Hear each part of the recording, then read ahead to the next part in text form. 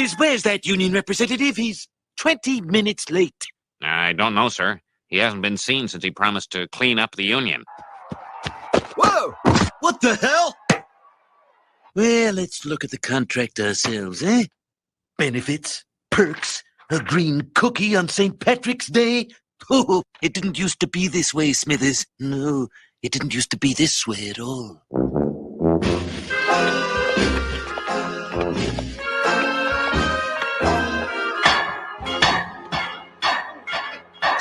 Come on, crack those atoms. You, turn out those pockets.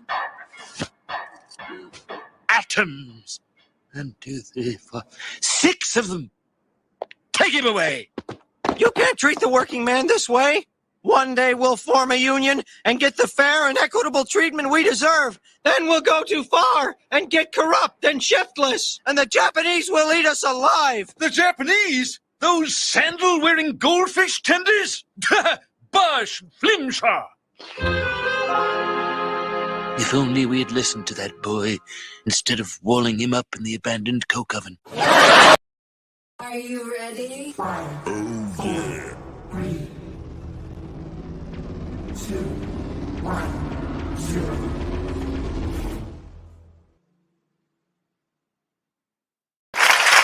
What's up, y'all? Trent Small, the chef, a.k.a. Red Specs. And I'm with my brother and co-host, Papa Wolf, a.k.a. Alpha Moon. And you guys know what this is. It's Food for Thought, baby. Yeah, man. Live every Thursday night from 8 to 10 p.m. We'll be discussing food, music, and the truth. Streaming on all major platforms, including Spotify for podcasters, man.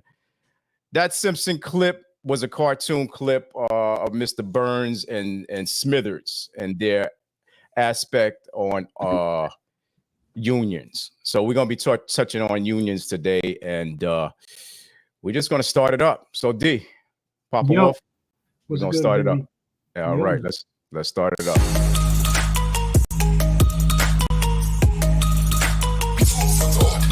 A new year calls for a new kind of podcast. Live every Thursday at 8 p.m.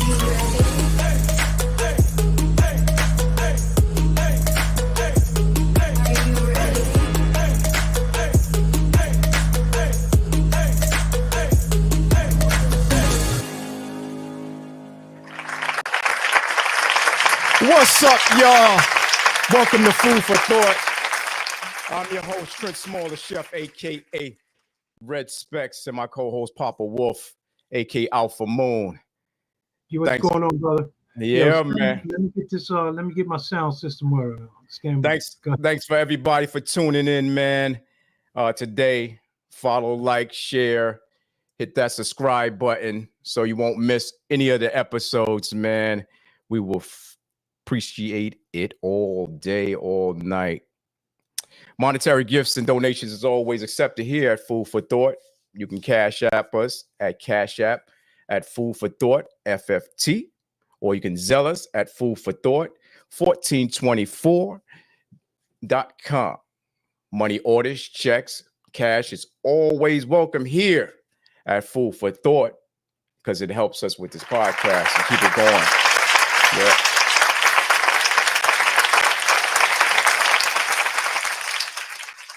Yeah, Food for Thought is still taking those video submissions, man, of all genres.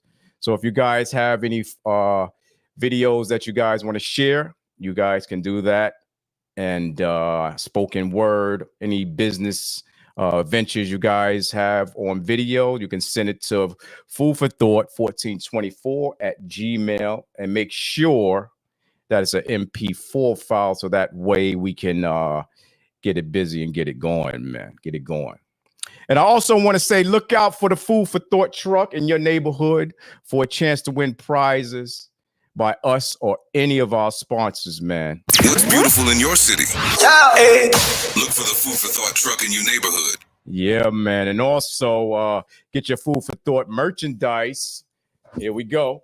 Yeah, your merchandise by emailing foodforthought1424 at Gmail and type in, hey, I need that. I need that in the building. Yes, sir. How you doing over there, brother, with this sound?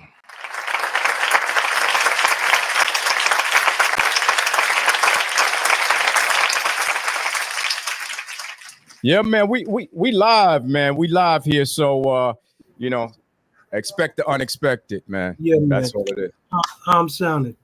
You sounding good, man. You sounding good. How you doing, man? I'm good. I'm coming out of two ports here. Pause. Harlem chop cheese that up for a minute there. So, all right, I'm good. Yeah, you're good, man. Let's get a word from our sponsors real quick. Today's episode is sponsored by Dubby Energy Drinks. Dubby allows you to have faster reaction time paired with laser-sharp focus without the jitters or a crash. If you want to start winning more, this is for you. The Premium Energy Drink Dubby.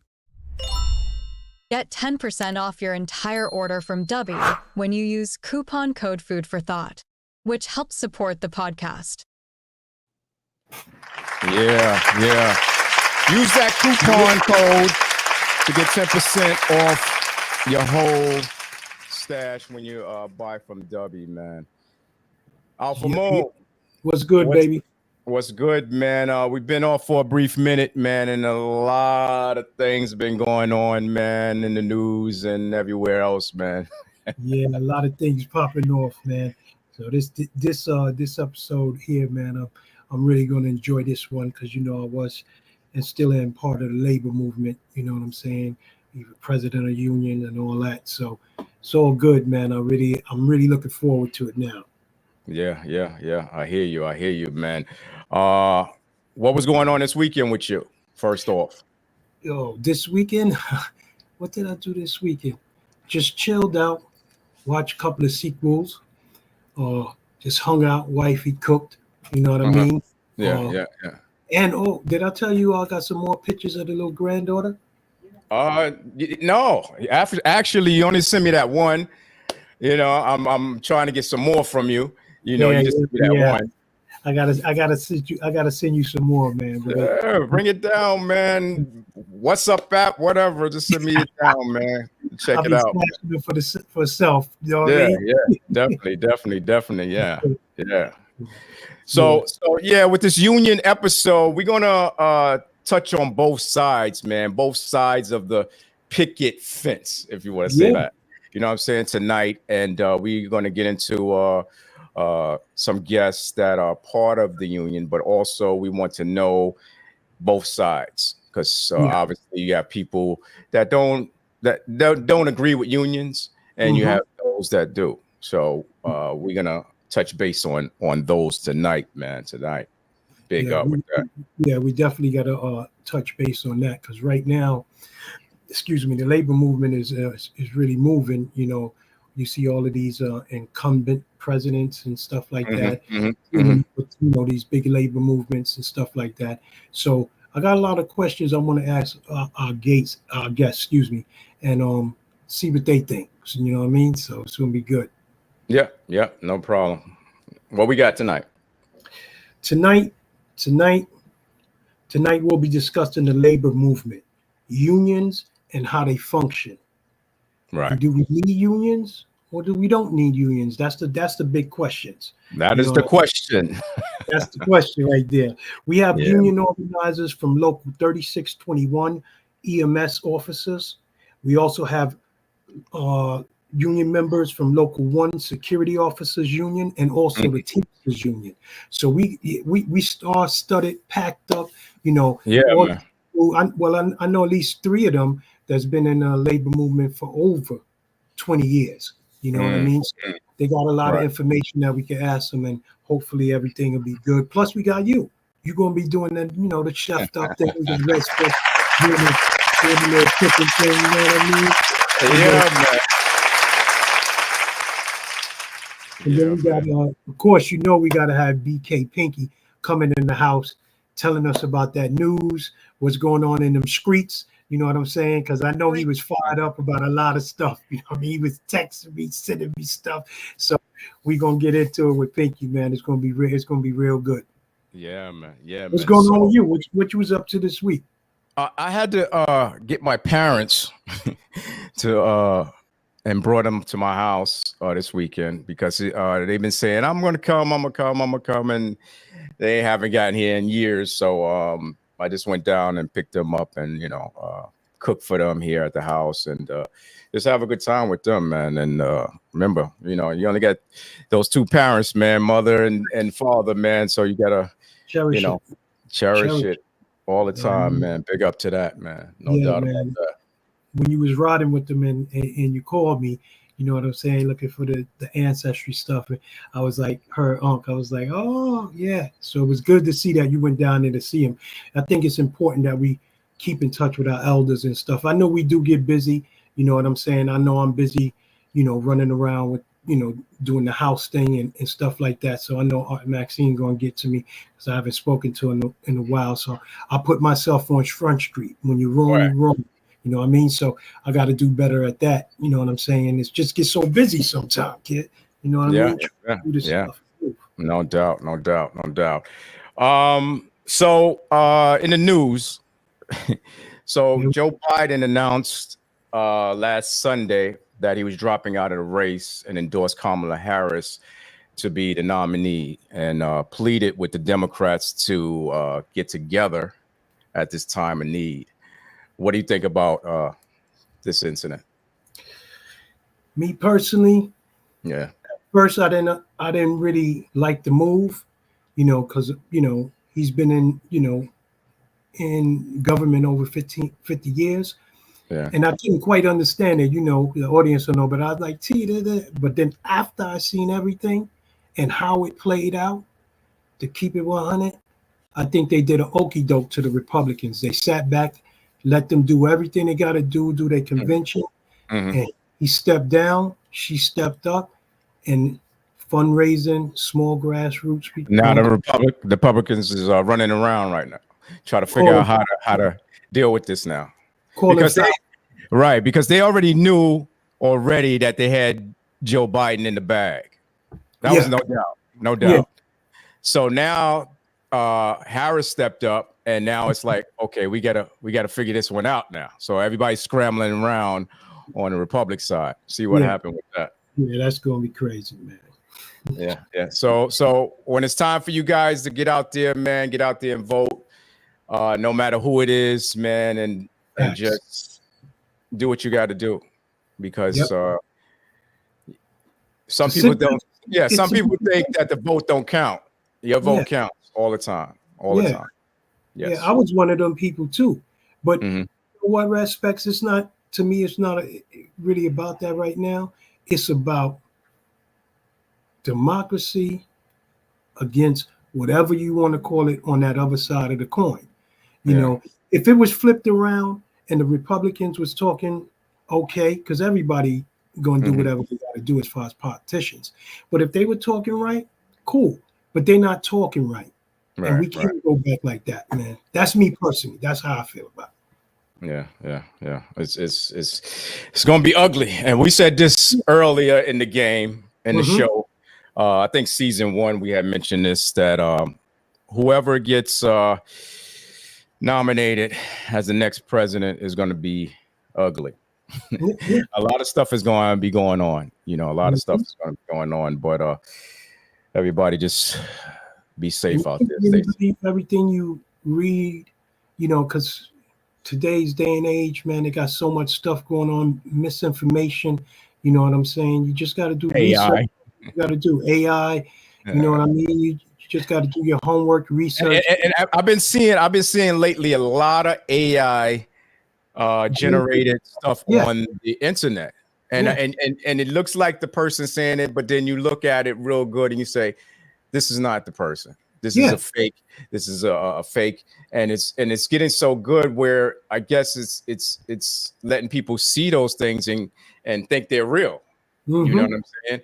And coming up with these conclusions, coming up with all these things. Technology moves, so does the scams and everything else. It's getting really bad, man. Research, and it's not only the president and vice president. You got to look at the whole ticket. You know what I'm saying? Look at all of those people from the cities and everything else. It's just not about that, Yeah, man. It's just crazy. All right. Big up to the people coming in the chat. BR, Vernon Rimbert too is in the building. What's good, brother? Glad you came in. AK Promotions is always in the building, man. It's always in the building, man. Yeah, man. Yeah, so today I'm gonna just be making beef. I'm laughing because, like, Pinky gonna get hungry. You know what I'm saying? So what you making? Pho. Beef pho. Before what? Not before. Beef pho. Oh, beef. Yeah, beef pho. Okay, so maybe yeah. buried like that. Buried in the dugout. He looking very no. No, No, it's really good, man. It's really good. What it is a Vietnamese soup, right? That actually consists of bone broth, rice noodles, spices, and thinly sliced meat or chicken mostly. And it's a Vietnam soup. I'm gonna be making that, and that's what I'm gonna be summing up today. So stay tuned for that. Yeah.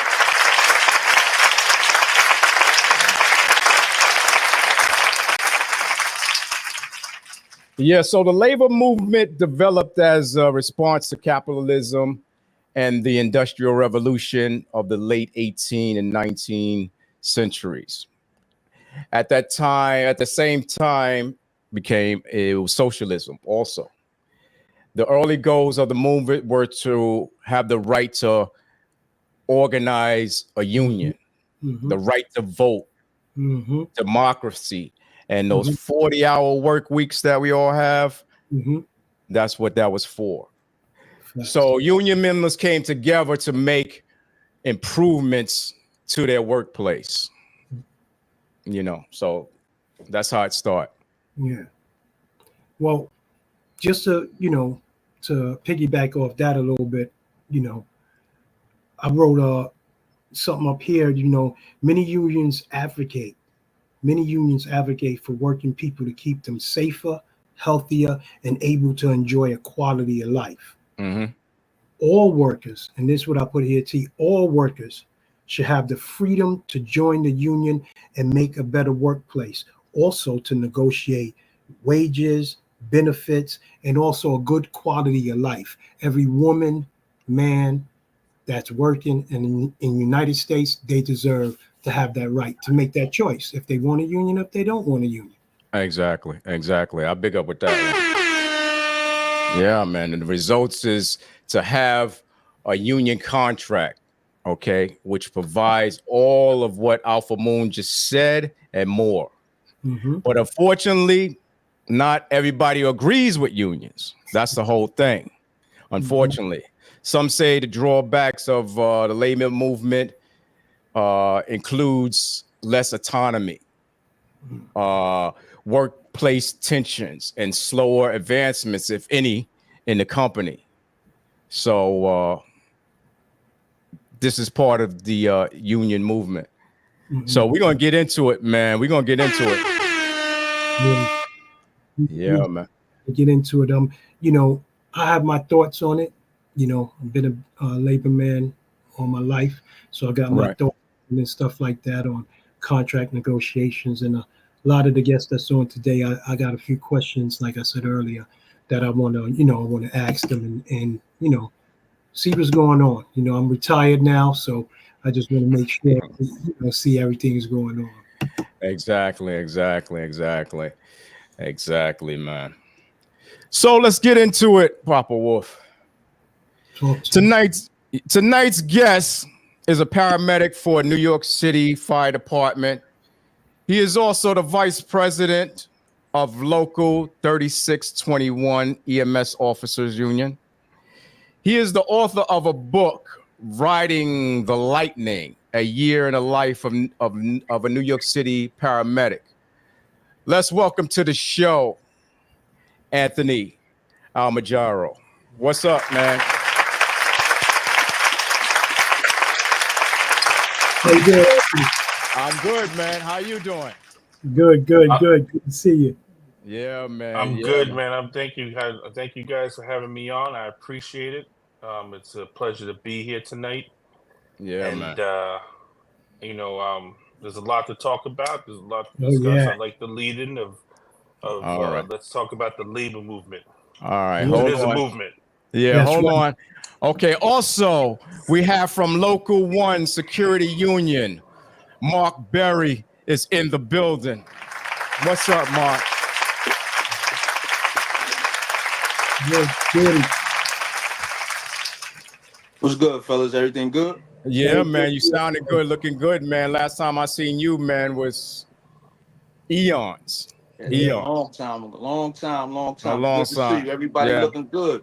My Yeah, boy, man. My boy Yeah. D got some grays in there. Coming in Yeah. good too, brother. The Yeah, wolf coming out. The wolf coming out.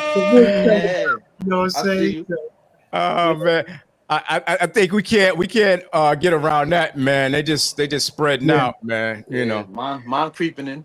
Yeah, spreading out too into some of the wrong places. Some of the wrong places. I'd be like, oh, where'd that come from? You know what I'm saying? That's crazy. And Sir, you so heard that. also later on the phone, we were having Eddie Gonzalez. He's a Teamster union brother from the Teamsters Union. He'll be on the phone because he couldn't get in here tonight with us live. So he's gonna call in the phone, man. And big up to Eddie Gonzalez too, man. He's gonna be in the building, man. And then you also got Pinky.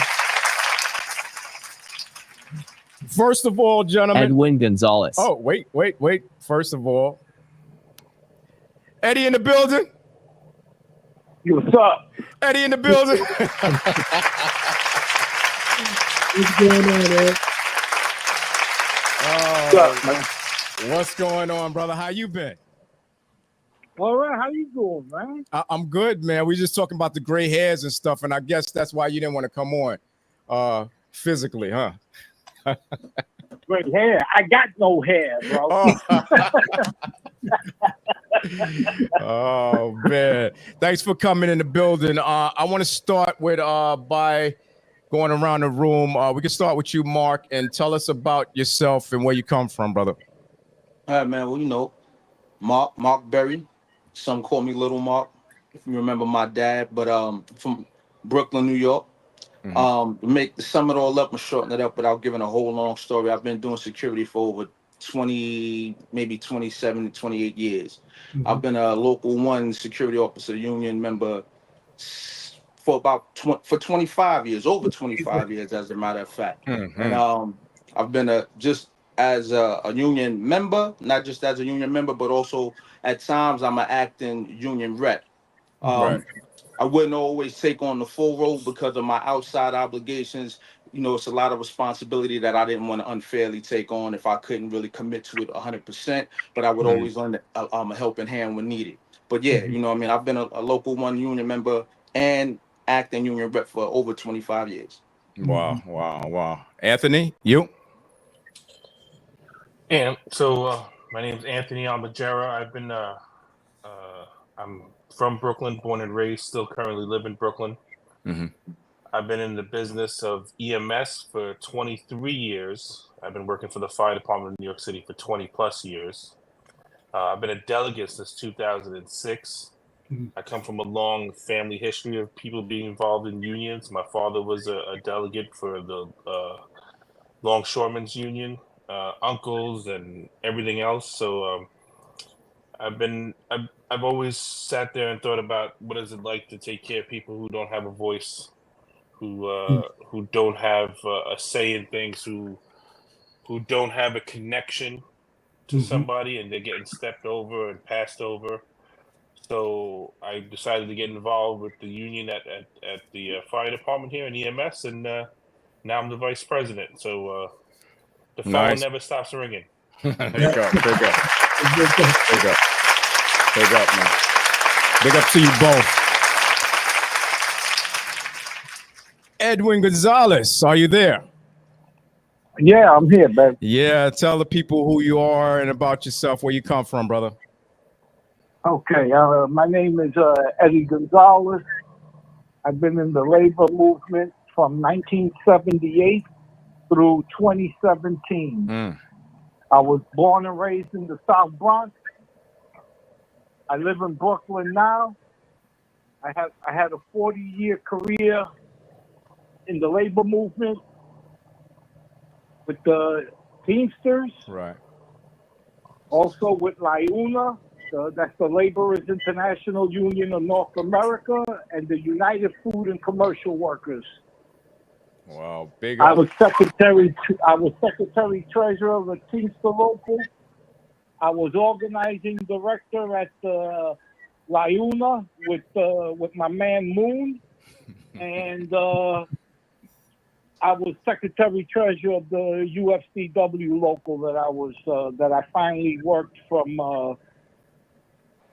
98 through 2017, which is then I retired. Nice, big up, big up, big up. Big up.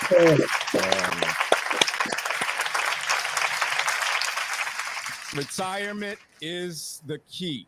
It's a beautiful thing. These young gentlemen at the bottom, you guys have to hurry up, man, and catch up, man, because I know it's your turn soon. How many years you have left, Mark? Too many. But, but yeah, man. I still got a little ways to go, man, because you know how it is with the retirement game. If you don't have the time, even if you have the time, sometimes you have to have the age. So you know, I'm not quite there yet, but I'm 46 years of age, so yeah, I got a little ways to go. Yeah. And how long you got, Ant? How long you got, Ant? I have 5 more years to go. So I'm 20 years in. I can retire after 25. That'll make me 51 years old. Big up, big up. When you get a chance, brother, soon as time, get the hell out, man. That's the plan. Yeah, don't even look back. Don't even, say, Serenata, see you guys later, and keep it moving, man, because you want to enjoy the rest of your days, man, and just enjoy yourself, your family, your kids. I'm pretty sure if you have kids, and that's all we want to do, man. Because work, you did your job already. Exactly. You did everything, so it's your time to enjoy your life and your job. And that's what I say. For me, like, people always ask about benefits and stuff. That's one of the things right there. You got 5 more years. You're looking forward to sitting back and going fishing. Barry, you looking, to retire, sitting back. You know what I'm saying? You got something there. That's the thing. You like Respect said, you work so hard. You know what I mean? But this question is for any one of y'all. Eddie, you still with us? Yeah. All right. I just want to know from your point of view, each one of y'all. I just gave you mine, but what's the benefits? If you come up to me and you organize in the shop, what is the benefits of joining the union? What would you tell a person of the benefits? Well, you guys want me to answer first? Okay, we'll start with Anthony first. All right. So, as someone who worked in private industry before I did this, I was a cook for 10 years. So, not to steal some of the chef's thunder there, but I was a cook for 10 years. The ability to have a bigger voice in negotiating for oneself is power. Mm-hmm. It's power. So some jobs you have an individual talent. Let's say I was a baseball player and I'm able to hit over 300 every day. I can bring that to the table and then it becomes an individual thing. But even baseball players have a union because they realize the powers that be can silence. Mm-hmm.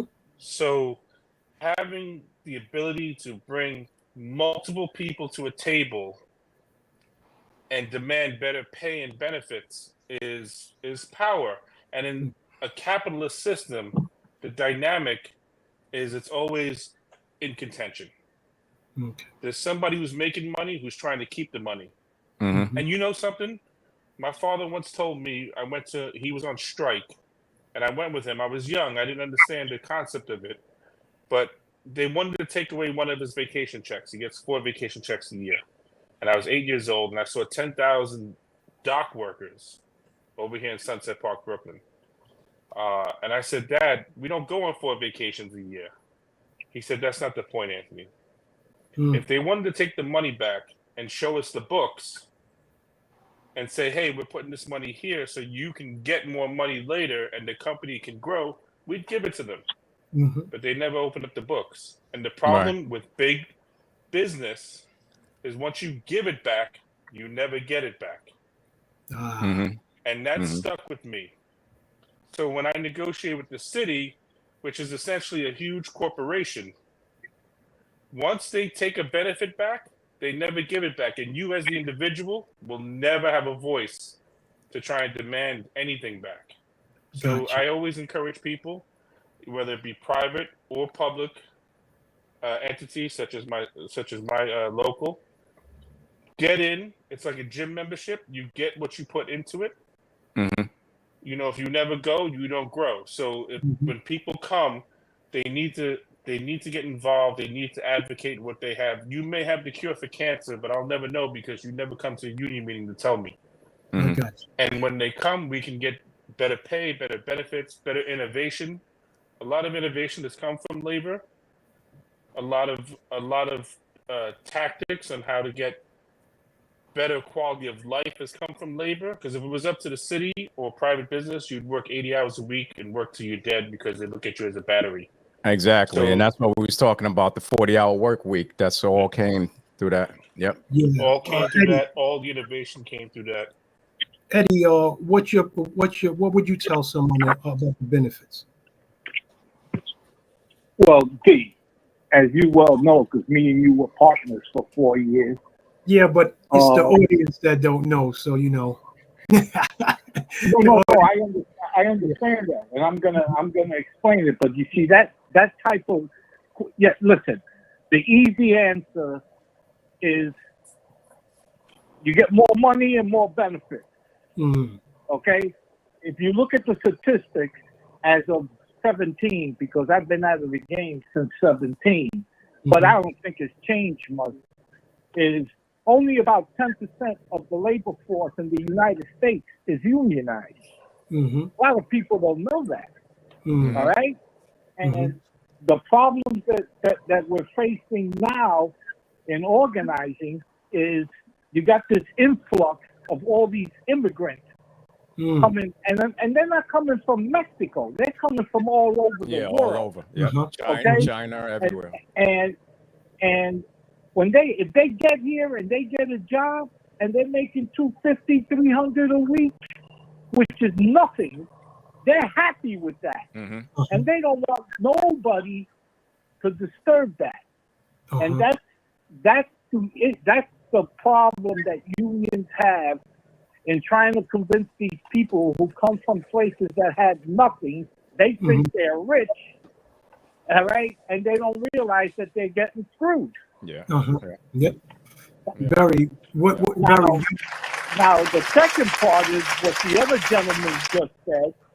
Okay, which was what I was going to say, is when you get a union, you become in a level playing field with your employer when it comes to the terms and conditions of your employment. Okay, when you work in a non-union shop, the boss could say, you got 3 weeks vacation, and in 6 months we're doing bad, we can't do it, we're taking it away, we're taking away 2 sick days, we can't afford it. With a union and a union contract, that's guaranteed. He can't come in and say, oh, well, we're going to take away. No. It's in the contract. You signed it. You got to live with it. That's it. So, see you in 3 years. And once every 3 years, you're able to sit in the table across from your employer, okay, at a level playing field where you have a voice. The problem is that a lot of people that work today have no voice. They have no say in their terms and their conditions of employment. And that's the problem. Somebody before, I don't know which one of these gentlemen before, said, you work 80 hours and they kill you. He's 100% correct. Mark, what you think about the question? Well, I mean, they pretty much summed up everything I would have said, but there is something I would add to that. For a lot of people that's probably getting jobs, or especially for younger people who's just getting into the work field and not understanding exactly the purpose in having a union or the importance of having a union. When you take a job that doesn't have a union, you're known as an at-will worker. Mm. And the at-will worker is exactly what it sounds like. You're at the will of your 100%. employer. You see what I mean? So like I believe Edwin, he just said it just a second ago. We can give you something now. Oh, make it simple as this. I don't like the way you comb your hair. So you know what? There you go. I don't want you working here, and I can get rid of you. I don't like what colored socks you wear. So I don't want you working here. And they can they don't care how well you do your job or whatever the case is. If they have an issue or make a decision to do something, they can up and do it without even having to consult it, whether it's going to benefit you or not. Right. And also what it does is it helps or it prevents them from abusing authority. Oh, See what I mean? Uh-huh. That's really my purpose, or my sole reason for thinking that a union is absolutely necessary. It keeps people from it keeps your employer from abusing their authority. Yeah, like but Edwin said. You have some people. I don't want to be devil's advocate here, but the misconception about unions. A lot of people have misconceptions about unions, and some say that when they join a union, they don't have a voice. You know what I'm saying? Like once say it's a contract, you guys negotiate a contract, and not everybody agrees with this contract. So I may feel myself that, listen, I ain't have no voice in that. I didn't want it that way. This is how the union got it. I don't want that. You have people like that. Well, yeah. Go ahead. No, go ahead, Barry. Well, what I would say to something like that is, as far as I know, any union I've ever been involved in, they always try to present something for everyone to bring to the table. Got to be radical. If you're going, before you vote on anything or before they negotiate anything, they have to speak to the men to find out what it is they need. Now, of course, you cannot please everybody. And that's what it is. You cannot please everybody, but it should be able to benefit everybody to some degree, no matter what. Everybody should be able to walk away with a better situation. Yeah, walk away with something. Yeah. Right. And let me say Listen, something. can I jump in for a minute? Yeah. Yeah. Listen, in my career of 40 years, I must have negotiated 1,000 contracts. I was always in the private sector. Okay, so I can't speak on cities and counties because I wasn't in the public sector. But we have what we call proposal meetings. Before we go sit down with the boss, we have a meeting with the whole company, all the workers, and we take proposals from the people. What do you want? And the majority rules as far as what we're going to present to the company. Then we have the people pick a committee of their own workers to come in with the union. See, I'm not going in there talking to the boss without the committee there with me. Right. You understand? That's what gives the people the voice. Now, to say very quickly, to say the opposite when you say why do people want or need a union? Why doesn't a company want a union? For two reasons. They don't want to pay more money and benefits. And number two, they lose some control and they lose some power, and they don't like that. Yeah, they got some. They want to be the judge. They want to be the judge, the jury, and the hangman. Yeah. You want to say something, Ant? Yeah, just to piggyback on what he's saying is, last year almost $500 million was spent in anti-union advocacy nationwide in the United States. $500 million of companies hiring consultants, making videos, trying to convince people not to join unions. If I was, just the amount of money and resources spent on that alone can fund wages and innovation in so many of these industries that they're trying to stop union activity. If you think about it, it's exactly what I think his name is Gil. I'm sorry, is saying is Edwin, they're spending yeah. so much money to try and stop you from doing this because it is a power dynamic, and it is something that if you move forward with the union and can negotiate together, it shows others and it becomes a domino effect. When unions were powerful in this country, you had upwards of 25% of the organized labor workforce was unionized. That's big. Yes, And it's he's funny correct. because That everybody happened talks in the about 50s and the 60s. yeah, and everybody talks about the golden age of America. Well, the golden age of America included this powerful labor workforce. Now, of course, it wasn't perfect. There were people who were missing out of that, namely people of color, women. But that can be remedied as we go along now. That can include everybody now. So you have this workforce, you have this work movement, and in the public sector, which is what I'm in, it's the same. It's the same method. You get a committee, you get ideas, you get as many of those ideas that are feasible together. You go in with that elected board and negotiate with the boss, which is the mayor's office, OLR. Yeah. So you try and get all and extract as much as you can, not everything all the time, especially in EMS, which I can talk specifically on, with $30,000 behind the other 911 workforces. We have been treated disparate treatment since our inception. We For a have long time. federal for a long time. We have this big federal EEOC lawsuit because when you look at the jobs, we're doing the same job. The only difference in EMS, and this is going to circle back to how I said not everybody was included in the labor movement, including the city's labor movement. When you look at EMS, the only difference between my 911 service and the other 911 services is I'm 60% minority, I'm 40% female. So you're not paying me and giving me the same benefits. Why? So the lawsuit we have is starting to progress. And just to give you some context, in the city of Austin, the same lawsuit was introduced 7 years ago. They just settled for $1.5 billion because they said, hey, there's merit to this. So imagine what a lawsuit in New York City for the TMS workers that dates back to 2002 is going to cost this city.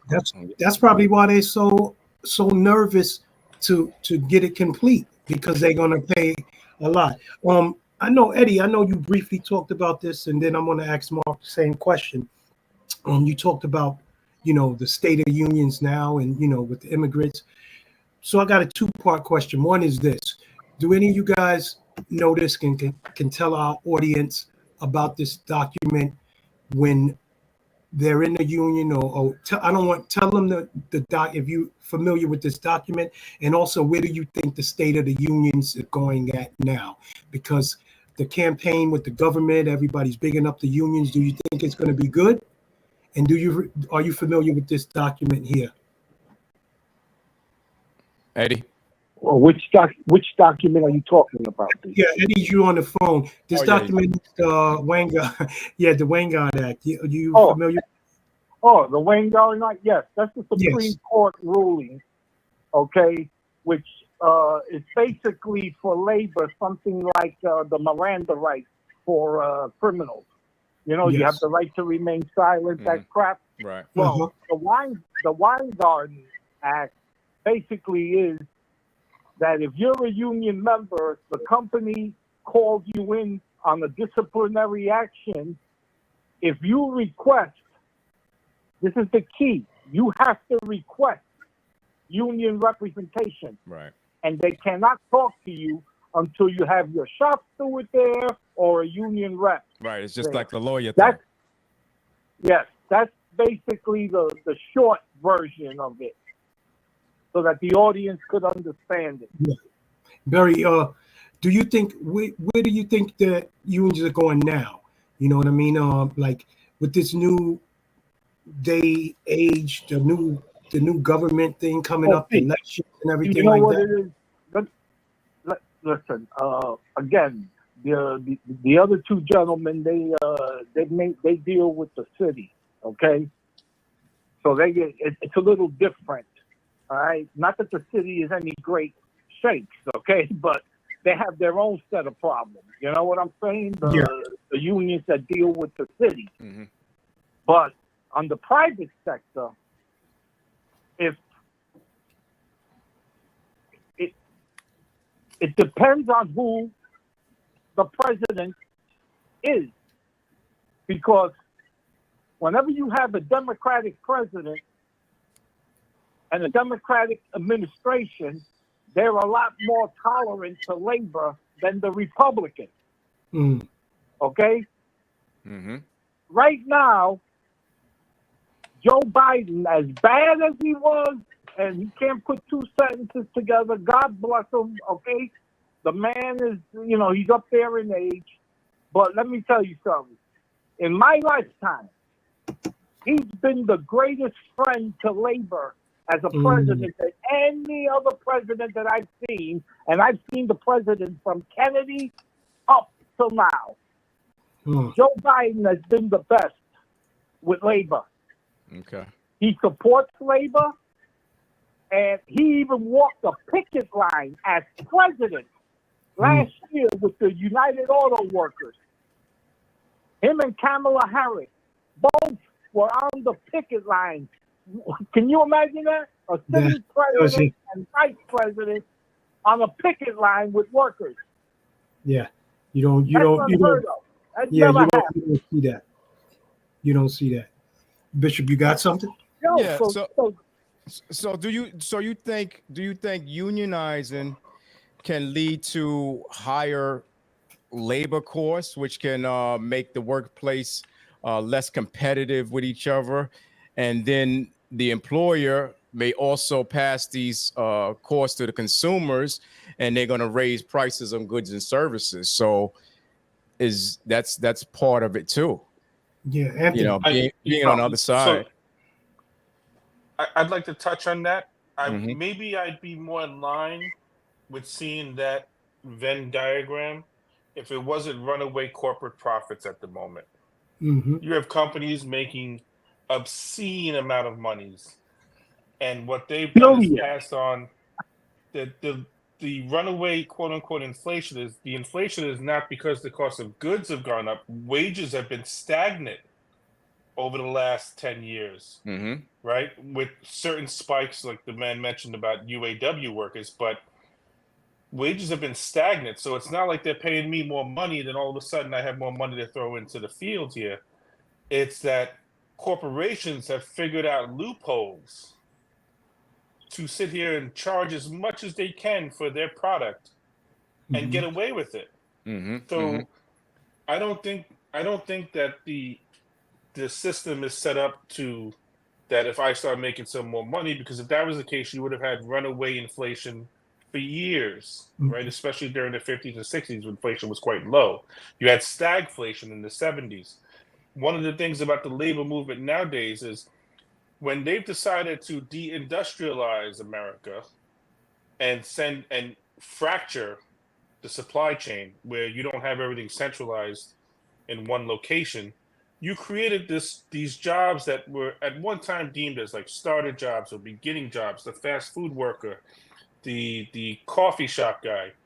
But now that's what you've left us. And so people have been sitting there saying, well, if this is what I have, then I have to organize to get ahead in this. These are the new factories. So the Starbucks movement, if you see it as it's starting to go around, and I'm inspired by it because Starbucks is charging $11 a coffee. There's no way it costs them $11 a coffee because of organized labor. Yeah, they're just starting to get on the table there with that. So the more this happens, the more it helps me in the public sector. Because the one thing I can't do, which is the most power a union has, is withhold my labor. I'm bound by something called the Taylor Law. Because of that's the crazy thing. My job is so important that they say I can't strike. But then they don't want to pay me the benefits and monies that my job deserves. So I'm bound in this kind of death dance with the city saying, hey, You got to pay me, otherwise. So you know what's happening now in my service, specifically in EMS. Real quick. 75% of my workforce has less than 5 years experience. According to the fire department, I'm losing 10 to 15 people a week. So I can't strike. So what's happening is the people are saying I'm leaving. And they're leaving in droves. And this has such a negative impact on the public. So Mark. Yeah. Mark, what you think? Well, I mean, as far as like if we're speaking on where I think the unions are going, that's what we're still speaking on. Where we're like, going. Look, at this point, I think Do you think everywhere they're getting stronger? Do you think they're going to get weaker? Like, what is your, No, I certainly don't see it getting weaker. Like Anthony just said, even Starbucks steps in to make sure there's a union. And you know what I mean? For some of these jobs that we think are simple jobs, the job that we probably would have taken when we were kids, they're all that's left now. And now these are the jobs that people are actually able to make a living off of. Starbucks throws you a pretty decent benefit package, man. You know what I mean? And you probably wouldn't have got that without a union. So no, I wouldn't say that it's getting any weaker. I think I wouldn't. I don't know if we could even say it's getting strong. I would just say that it's starting to spread a little bit more. It's starting to be more knowledgeable. People are starting to be a little bit more open to wanting to be involved in the union. I've been working since I'm sorry. I've been working since I was about 15 years old. I've never had a week where I didn't receive a paycheck. You know what I mean? And since I was 15, 16, we weren't in unions. I wasn't in the union, but if you reached a certain age, you can be inside the union. And that union sounded like it was some type of secret society. Like, you know what I mean? You wanted to be in the union. Union card, pay your dues. Man, it does something for you. Like, you know what I mean? So as long as I've been in the working field, a union was always necessary. So I wouldn't say that it's getting weak. I think it's always going to be strong. Very good. Very big up.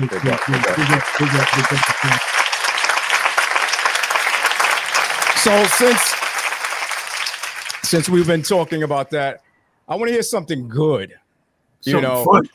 What good stories that you guys have as far as union wise? Any union stories that was good? Because I know all of them is not good. You always have all the bad bunches and stuff like that. And, different outcomes don't always go the way you want it. But what are some of the good stories that you guys can tell us about? Let's start up with Eddie. Where you at, Ed? All right. Listen, let me explain. When I was with the USCW, we had waste management under contract to do the recycling part. Teamster Local 813 had the garbage guys. The garbage guys were making, this is going back into the early 2000s. Yeah. The garbage guys, the drivers were making like $27 an hour. And my guys who drove the same truck had to have a CDL, but because they were picking up recycling and cardboard, they were making $12 to $14 an hour. So when we organized them and got in there, here's a wrap. We got them on our first contract. We got these drivers up to the same money that the 813 drivers were making. Now, can you imagine a guy that's making $14 an hour and the next week he's making $27 an hour? Yeah, I think I remember that one. And the helpers on the truck too, Ed. Remember the helpers on the truck? Yeah, because we was all working The helpers on the trucks were making $8 an hour. We got them up to $15, $16 an hour. Yeah, big up. So, I take pride in that because that changed people's lives. If you imagine you're making $14 an hour, all of a sudden you're making $27. Yeah. To me, that's a great story. What story you got, Ant? So EMS being in this industry, in the emergency medical service, it's been very fractured. EMS, as we know it, is only about 50 years old compared to fire and police departments that are over 150 years old. So to try and get us organized is has been tough, not only in a city and a state level, but a national level. So one of the things that I'm kind of proud of is that the advocacy that these locals for the FDNY EMS has been pushing forward for years has inspired others. And so going out to California a few years back, in Arizona and Western Nevada and and I think it's Southern Oregon now it's spread into, and it's spreading more with AFSCME and some of the other local agencies out there. We were able to help organize EMS in those states. And I'm a little jealous because, as you can see, I'm local 3621, but they're local 911. Like, how did they get that? You know, it's such a great number for them. Local 911. That makes so much sense. But so to see and watch that grow from EMTs making $8.50 an hour doing 911 to now over $20 an hour in some of these agencies, and still continuing to grow. Some of them didn't even have retirement packages. Now they have retirement packages. Now they have worker protections. There were agencies out there that if you got hurt, which is a very dangerous job, I myself have been shot at. I myself have had surgery from ripping a bicep tendon, lifting people. So this job has a lot of inherent dangers. These agencies, if you got hurt, you were getting just workman's comp, and then eventually they would fire you. Mm-hmm. Now these agencies have to provide line of duty injury benefits, which is big in this service. So to see that grow, it's like, you know, we planted the seed and then you're watching this beautiful tree come out. Big up. Mark, and you? Yeah, man. Well, I mean, as far as a good story, I mean, there's too many things I could probably speak on, but there's one thing I do want to mention that I really appreciated about unions, especially if you're a pretty decent sized union, is the fact that it can feel family oriented. You know, a union can, you know, like you can work in one sector and another place could be on the other side of town. Y'all might have not even met each other, but y'all may have the same union. And then, you know, when you put these little things together, like the softball game, or maybe a picnic for the family, bring the family out. These are little, you know, Christmas parties, you know. Christmas parties. You know, these are little things, but you know, when you can get together and work as a family, you get to meet others, and you start to realize and recognize how strong y'all actually are, because you start to see the numbers. Right. You know what I mean? You know, you get an idea of how strong you are as a family, or as a crew, or as a unit. You know what I mean? Eddie, yeah, you said Christmas party. You talking about our boy that was singing at the Christmas party that day? Oh man, Lebo. There it goes. Boy. That's probably a good story, but we're gonna leave him alone. It is good. It is good to see your co-workers, you know, from different, you know, because I'm down here with Anthony, and I was a paramedic in Station 18, and when we do have functions, it is so great. You know what I'm saying? That unity, you know what I'm saying? Everybody's together and stuff like that. And when we go back on the field, we feel good. You know what I'm saying? It's like, oh, I got my peoples. You know what I'm saying? It's a different, and I loved it, man. I loved it. Big up with that.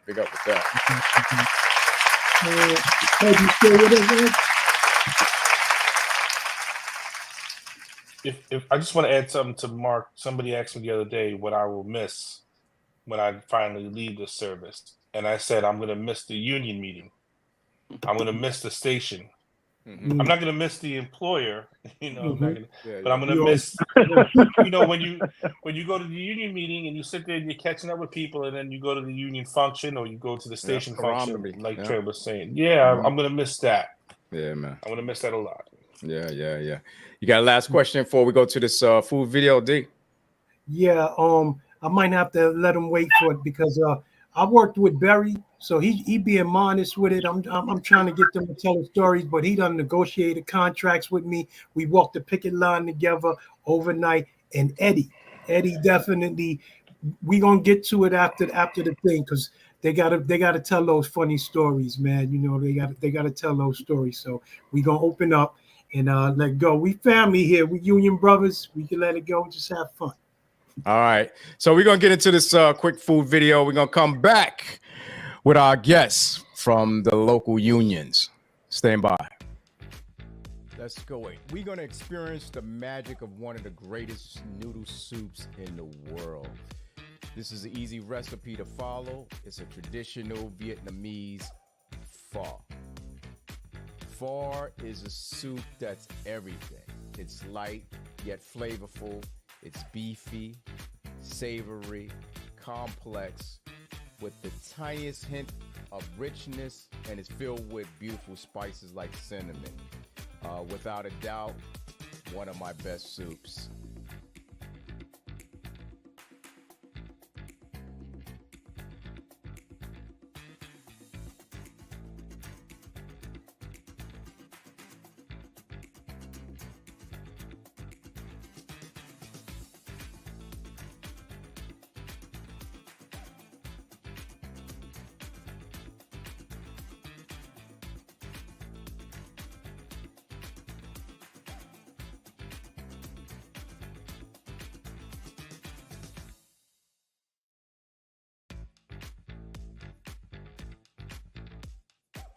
Some make this dish with beef bone and meat, but for the sake of this show, I'm gonna have to show you that later. I like to use beef tenderloin for my raw beef slices. Sometimes these cuts of meats is like a little costly, but trust me, it is well worth it. You can even partially freeze the beef in your refrigerator, so that way when you're cutting it, you get super thin, fine slices, because that's what you need, man. Let's do my music.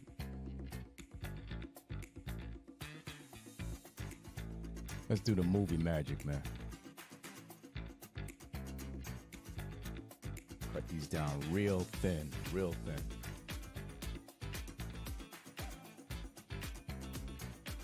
There you go. That's the way it's supposed to be. Let's move on. I'm gonna take this lemongrass, I'm gonna cut it in the back with the back of the knife. You're gonna chop it like that. We wanna get those flavors going on in this lemongrass.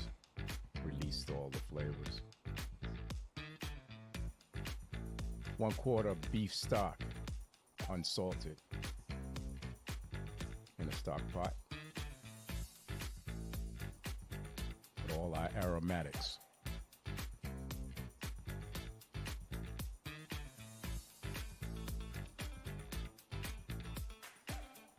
And we're gonna let this simmer for like 30 minutes.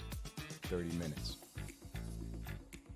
After the 30 minutes, we're gonna strain and discard all the solids out of the liquid.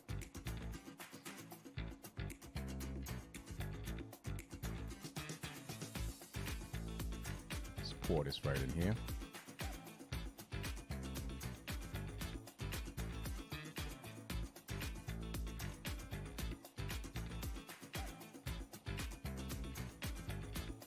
And this is what you're left with, just the liquids. We're gonna add our fish sauce at this time. And we're gonna add some salt just for taste. You can adjust it any way you want. More fish sauce if you like.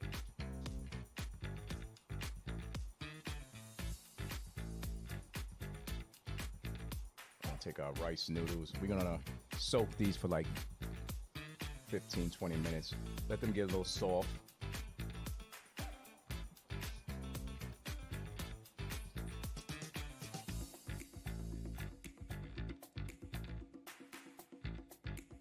And then we're going to add them back to the boiling water.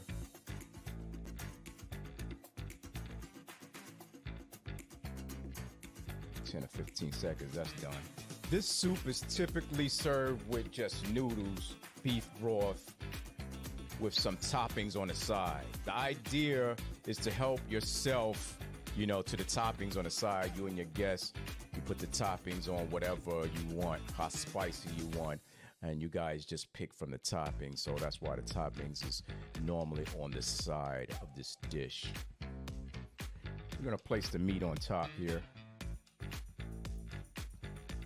Thin slices of beef beef tenderloin right on top of the noodles.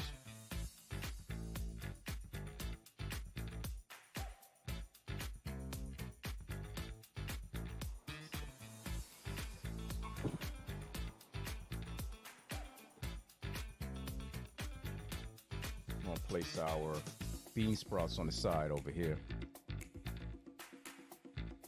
And just dress up the dish now. Now we're dressing up. We're gonna ladle some of this boiling broth. Make sure it's boiling because as soon as it hits the meat, it's gonna start cooking the meat. Cooks the beef in moments. So make sure it's pretty hot and boiling when it goes onto this meat.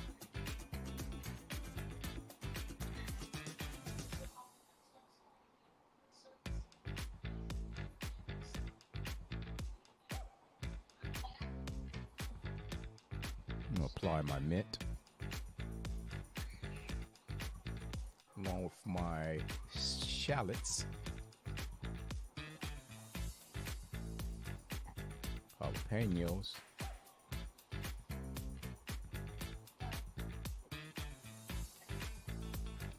cilantro,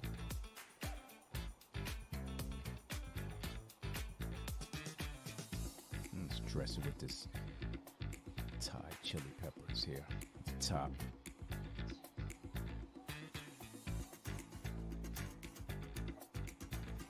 Like I said, allow the guests to help themselves to the garnishes on the side, and they can make it any kind of way they want. Any kind of way. I'm gonna add this lime juice on top. And that's it, people. Thank you for watching. This has been Food for Thought.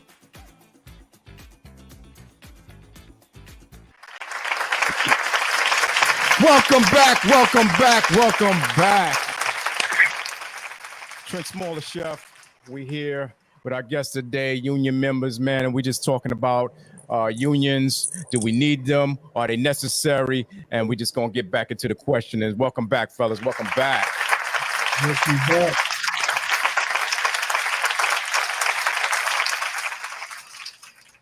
Yeah. Man. Listen, I want to hear some funny stories. We've been talking. We got this audience looking. Something that happened. One of the experiences that happened with you, whether it was with one of your delegates, whether it was when you was on the picket line and somebody was yelling at the boss, or it was something like that. Eddie, you got any stories? I know you. I mean, you worked with me. I know you got some stories. You still with us? Yeah. Yo, I could spend an hour telling you stories, but no, don't spend an hour. Hold on. Eddie, hold on 1 second. We got to bring our other host in the building, BK Pinky. We're gonna bring him in the building, man, and join the union forces here. What's up, brother? What's up? What's good, man? What's going on? That's going on, fellas. Yeah, man. So Anthony, this is BK Pinky, and yeah, you know Mark, and you know who's on the phone, the big man himself, Edwin Gonzalez. What's up, Eddie? man? What's going on? What's going on? How you doing, dog? How's it going, man? How you doing? Everything good. Everything good. Good. All right, Good, Ed. So good, get to man. your story, Ed. Go ahead. All right. One time when I was working, when Derek was my partner, we were organizing a recycling company in Hoboken, New Jersey. Oh yeah. These bosses were terrible to the workers. I mean, terrible. Yeah. So I told you, we couldn't get anywhere with the workers. We tried to see them outside at lunchtime. They were afraid. They didn't want to talk to us, the whole 9 yards. So I told Dee, I said, listen, man, drop your dreads and go in there and look for a job. Yeah. And he went in there and he got the job. I got the job, and I got the. I was in there. He sent me in there on recon respects. He sent me in there on recon. He said, go drop your hair, go inside, see how many people's there, and find out if they got benefits. I go in there, I tell the boss, listen, I'm looking for a job. I got a family. You guys got benefits. They start running their mouth with me. I got my hair swinging and everything. When I go back out, he say, do they got benefits? No. How many guys? How many shifts? Yeah, he used to run it down. Yeah. And you? Another quick one, and it'll be quick. All right. Because this involves Moon also. Oh, not One me. time- Not me. Yeah. No, Derek. Okay. We got people signed up, and it was a small company, maybe 20 people. And Derek and I went inside, but before we went inside to see the boss, because we had an industry contract. So basically, when we organized these small companies, we said, here's the contract. You know, they had sick days, holidays, the medical, pension, the whole 9 yards. So I told Derek, listen, when we go in there, you give this guy the Harlem look. Okay? Don't The Harlem say look. word. Yeah. What that mean? What that mean? No. It's like Oh, this. he'll tell you. I was just looking at him like this. That's the Harlem look. And he's still laughing now. Let me tell you something. That was the funny. I'm sitting down with the guy. Okay, here's the contract. This is how much you got to pay this guy. This is the holiday. And the guy's looking at the contract, but one eye is looking at Derek. And he's whispering to me, yo, why is he staring at me? Why? I said, don't pay attention to him. This is the contract. I want you to sign it. Yeah, but why is he staring at me? He's not going to bother you. Just sign the contract. The guy signed the contract just to get Derek out of there. We got the contract. That was the main thing, Respect. We got the contract. He got the contract. That's crazy. But I just want to get back into basics. And I know you have a book out. Can you tell the people what's this book about? So the book is a memoir. I had an idea for a book about my personal life and weaving in what we do as a career at EMS years ago. And I started writing down stories, and I started writing down stories of my personal life growing up here in Brooklyn. And what I wanted to do was not only tell where I'm from and what I went through, but also how similar we are to each other and how we kind of found ourselves in this line of work. So just to throw out a few facts, EMS workers nationally have the highest rates of suicides amongst 911 providers. We have the highest rates of substance abuse. We have the second highest rates of divorce. We come to this job from such crazy similar backgrounds that encompass those stats. I'm a child of divorce. My brother was shot and killed. I've had drugs and alcohol in my family. And what I noticed was I was working with people on the truck who, when I would sit there, you know, the ambulance cab is a confessional, man. You're separated by 2 feet. Yes, it is. It is. That's it. So, you know, you're sitting there 8, 12 hours, 16 hours, and you're like, if you kind of like the person next to you, You tell your start partner talking. everything. Yeah, man. Yeah, and they become your priest. You know, we always have this term, my work wife, my work husband, my work bestie, you know, whatever it is you're sitting there having these deep conversations, and the work you do is so traumatic and dramatic that you start to try and relate to it somehow. So what I noticed is all these people I was working with all came from these similar backgrounds in me. I was like, man, what's the connection there? So I started to write those stories, and I sat there with them for a while. And I didn't have a binder. I didn't have something that can drive the story. And what happened was the pandemic. We never saw anything like that. Yeah. You know, that if was you're it. if you're on a busy truck in a busy neighborhood, maybe you do 3, 4 cardiac arrests a week. I was doing 10, 13 a day. Yeah.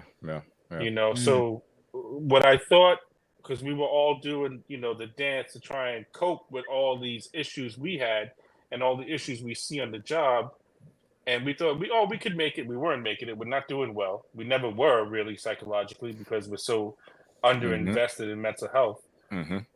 But what I wanted to show was that even though we were all faking the funk, the pandemic tipped us all over. I've had 12 suicides since the beginning of the pandemic. Yeah. And I lost 10 members to the pandemic. So it sent us all over the edge that everybody is now fleeing for the door. So in the book, I wanted to tell the story of not only EMS and my story, but how important this job is and how vital it is to the community, and why we should invest in it. Because even someone like me who thought I can handle anything, obviously I can't. Right? I have my own suicidal journey. Yeah. You know, in the book. So it's a compelling thing. It's not all negative. There's a lot of funny stories in it. There's a lot of people, Trent, because you're gonna read names. You're like, oh, I know that person. I tell the truth. I did a lot of research for it, and it's done really well. It sold a lot of copies nationwide. It was picked up to make into a TV show. I'm waiting to see how that progresses. Right on, bro. Very good. Yeah, man. Get that brother's book, man. Get his book, man. Running the Lightning, a year and a life of the New York City paramedic, man. Get that book, man. Big up to you, man. Thank you.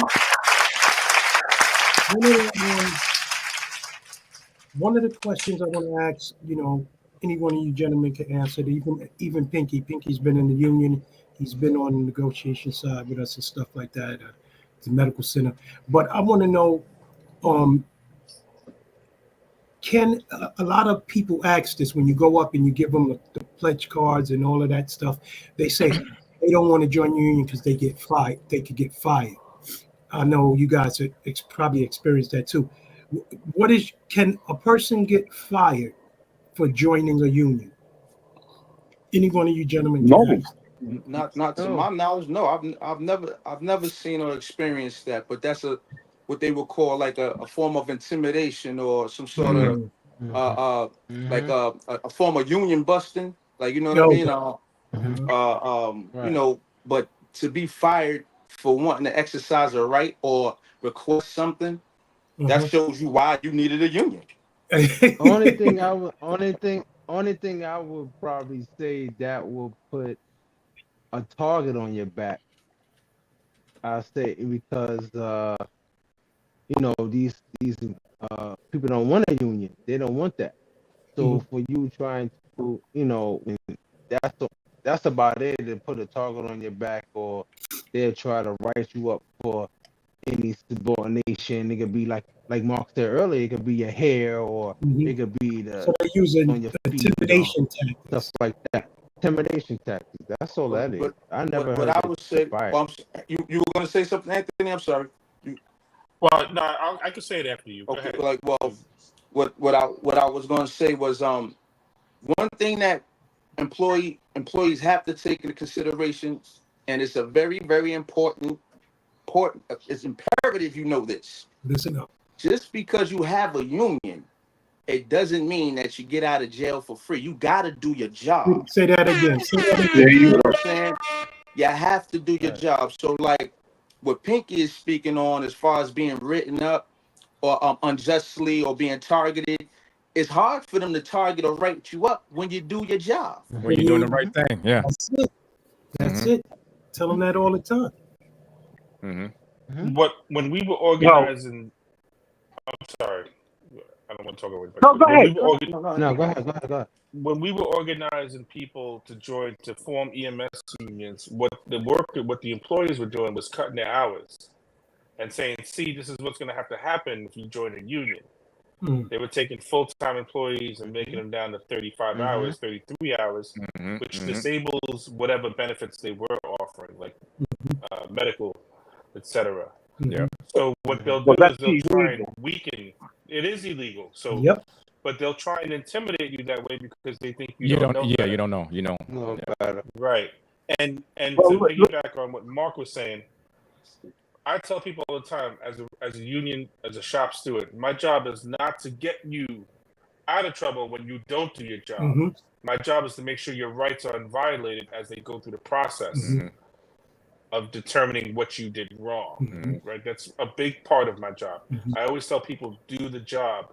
I never say don't do the job. I just say you're not paid fairly and compensated properly for the job you do. That's the fight. And what?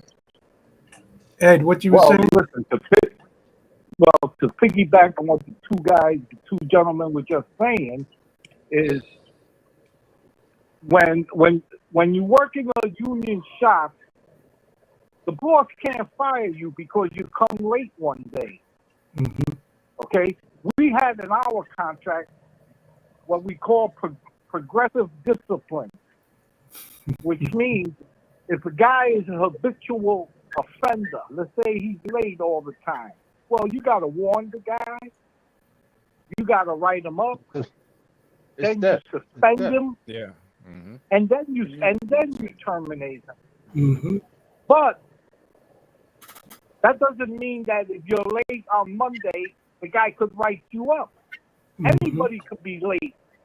It's got to be a pattern, okay? And I've fought this a million times, cases like this, okay, where a guy, listen, a boss is a human being just like we are, and they got personal problems just like we have, okay?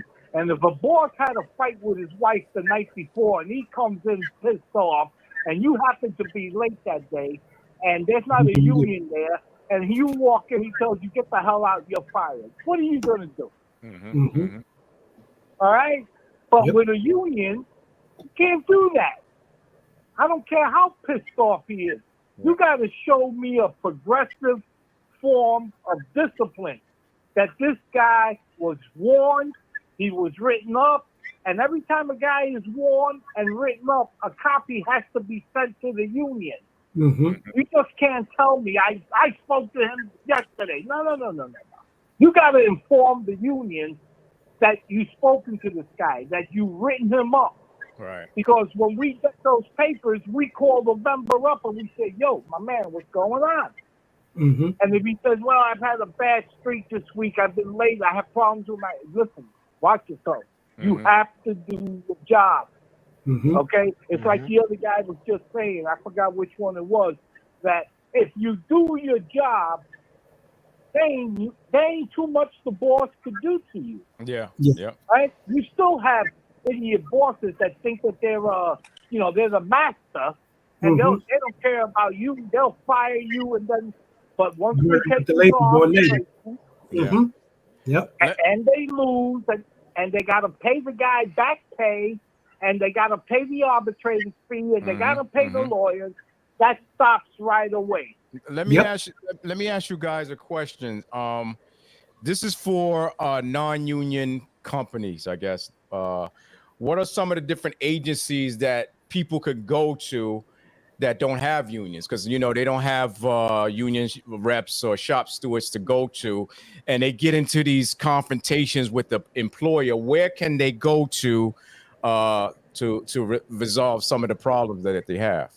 I mean, I think everybody gonna give you the same answer, which is the labor board. The NLRB. Yes.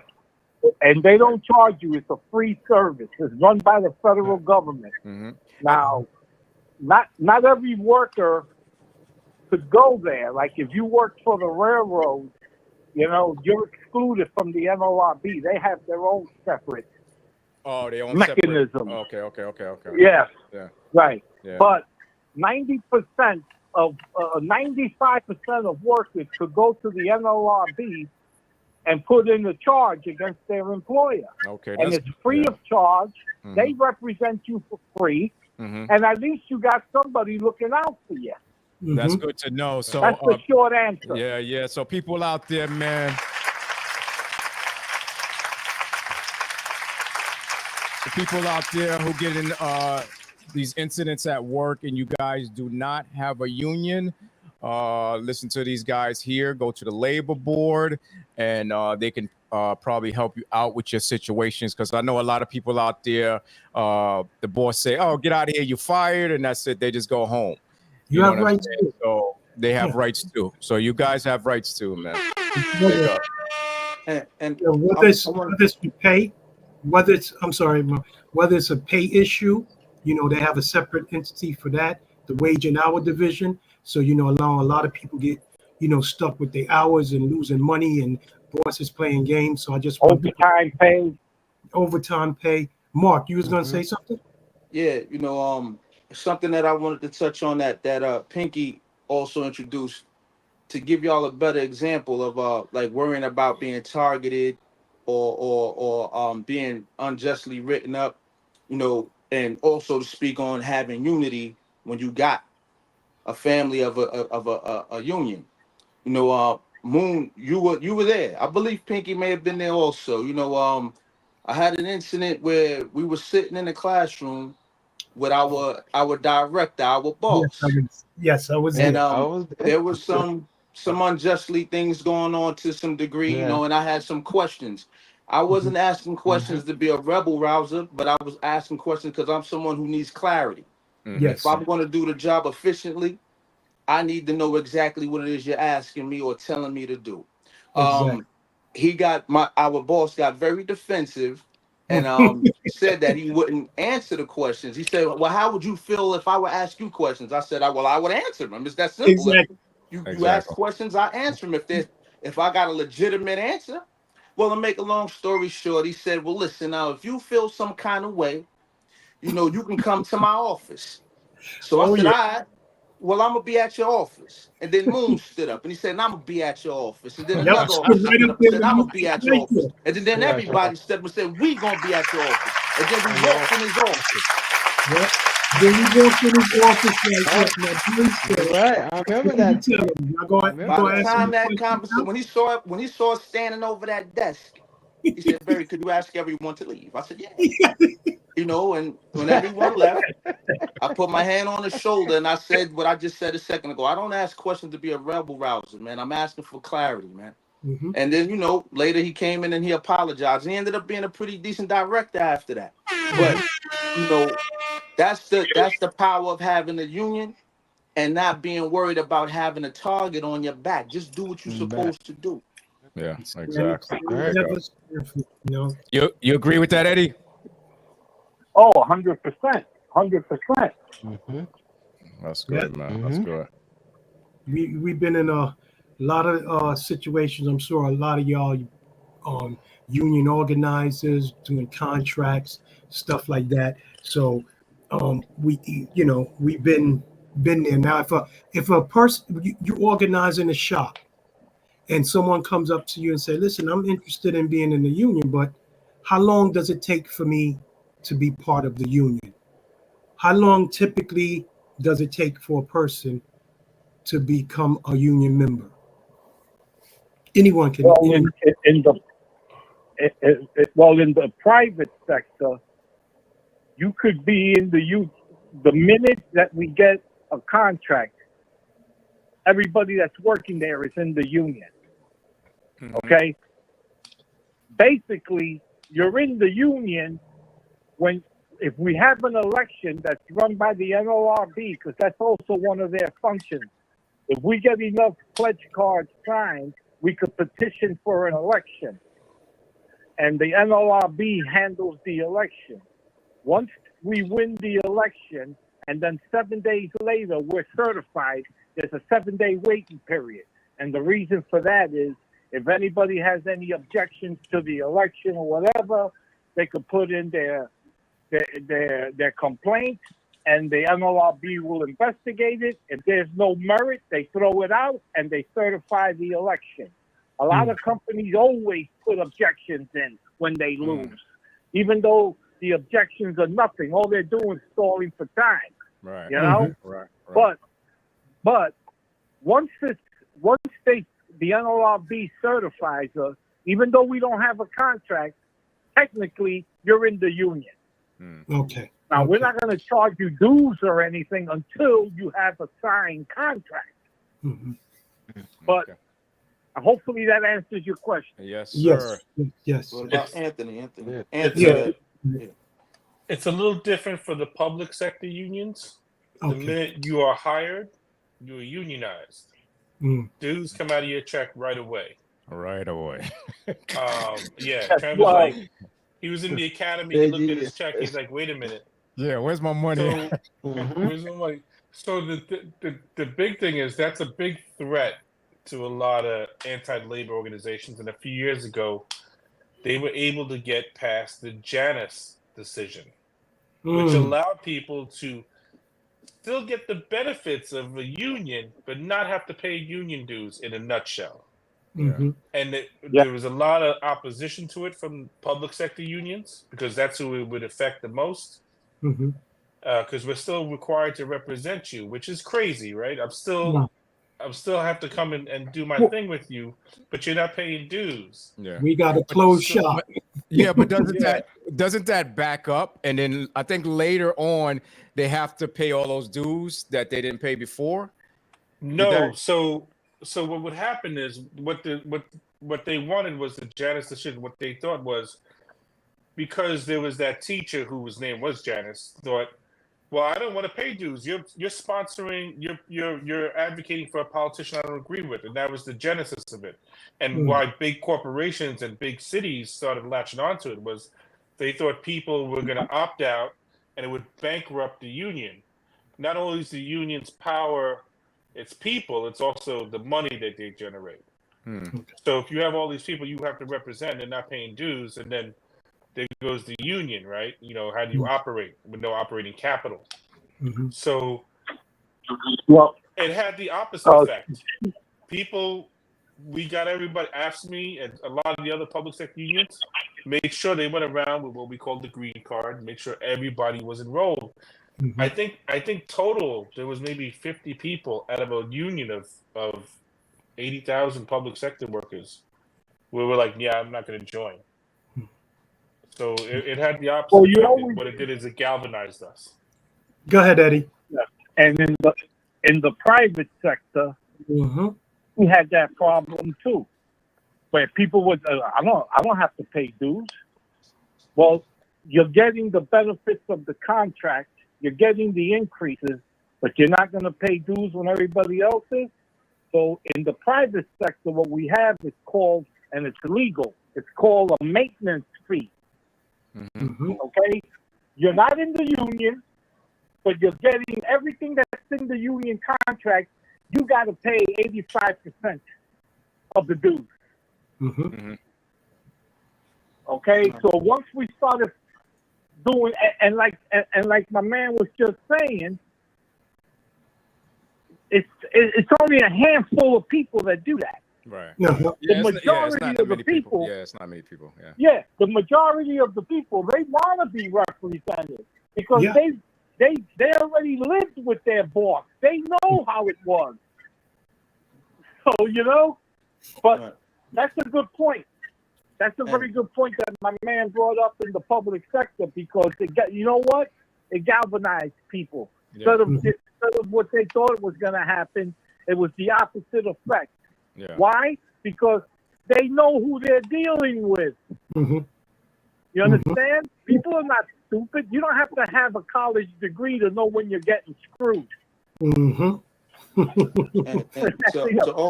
leave it at that. Go ahead, Barry. To also say, like, you know, I'm in a private sector also, and like it can be when you get past your probationary period, when your union representation kicks in. Yeah. You know what I mean? So, you know, I think it all varies depending on where you're working. 90 days. 90-day probation period. Right. And then after where I am now, it's a year. So it really comes down to the organization or the institution you're working with. You know, they still have that right to exercise that. You know, the probationary period was a give back for public sector unions to let employees will say, listen, okay, it's not unreasonable that for the first year, maybe somebody's not meant for this job, whatever the job is. So that probationary period was a give back negotiated by the union saying, we'll allow this 1 year that you can sit here and truly evaluate somebody. After that, they have full civil service protections. And that's the other fight, by the way. The weakening of civil service protections, which they're trying to do every day. We have lawsuits in EMS because in 2019, we organized and got a law passed that Governor Cuomo signed into law that allowed us to promote to captain in the rank above, like the other civil service agencies. But the city and the department just outright refused to enact it. So now we have a lawsuit that's going to have damages and a whole bunch of other things. But so they're trying to control labor, you know, especially with public sector unions. This is the way they're trying to do it. Well, let me just jump in for a quick second. In the probationary period, for a year is a long time Right. for a probationary period. Mhm. Very long time. Wow. We've had them in our contracts, D, you remember, 90 days. That's Yep. it. 90 days. Yep. Yeah. If you don't know about a guy in 90 days, then you don't know what you're doing. Exactly. Exactly. But again, it's probably a little different with you guys, especially the EMS, because that's a skill. You Yep. understand? So maybe you need a little more time to see. Yeah. All right. But us, a guy recycling, what do you, 3 months? A guy separating bottles and plastic. You don't have to see a G, you know. That's Come on. why right? that's why some people say why do members have to pay union dues? Because again, unions may charge dues and fees that some workers may not want to pay. And then some people think unions spend dues on six-figure salaries for leaders and luxurious yachts and headquarters and et cetera, et cetera, et cetera. Right. Yeah. So just can you tell the people why you guys pay union dues? This is why you guys pay union dues every month, and we don't use the money for all that stuff. Go ahead. So out of your union dues, I'm sorry. You want me? Yeah. Go ahead, I'll say it quick. Okay. But somebody mentioned it before. I don't know which one of the two gentlemen mentioned it before. But not only is the union strong with numbers, but it's also strong with the money they generate. The reason we charge people union dues is not to pay six-figure salaries and stuff like that. Is that we use that money, okay, for educational programs, for organizing, so we can get more members, because the more members we get, the stronger we are. So when we organize, we spend a lot of money, and D to tell you, we spend a lot of money organizing, and out of every 10 shops you go after, if you get 2 out of the 10, you're doing pretty good. Okay? That's how hard it is to organize.